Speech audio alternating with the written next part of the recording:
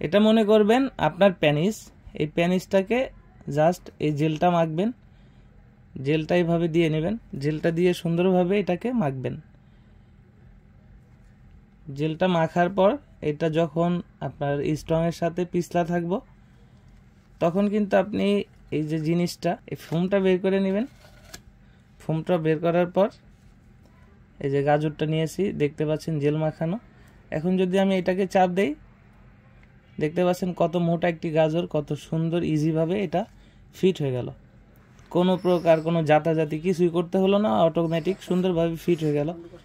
এখন যে অন্ডকোষের জায়গাটা রয়েছে, অনেকে আছে যে অন্ডকোষটাকে লক করতে গিয়ে অনেক টানাটানি করেন, টানাটানির দরকার নেই।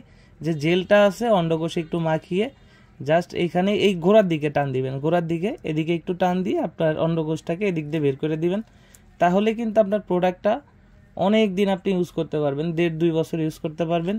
এবং আরেকটু বিষয়, যে যখন আপনারা আবার এটা ফিট করলেন আপনার প্যানিসটা, তখন এটার ভিতরে হচ্ছে আপনি আরেকটু জেল মাখিয়ে নেবেন, এরকম জেল মাখিয়ে নেবেন। এভাবে জেল মাখিয়ে আপনি আপনার সঙ্গীর সাথে সহবাস করলে আপনার সঙ্গী আরও তৃপ্তি পাবে, আরও আনন্দিত হবে। এক কথায় এইভাবে যদি ইউজ করেন বা এইভাবে আমরা যেভাবে দেখাচ্ছি এইভাবে যদি আপনি ব্যবহার করেন, তাহলে আপনার প্রোডাক্টটাও যেমন ভালো থাকবে তেমনিভাবে আপনারাও আনন্দিত হবেন দুইজনেই।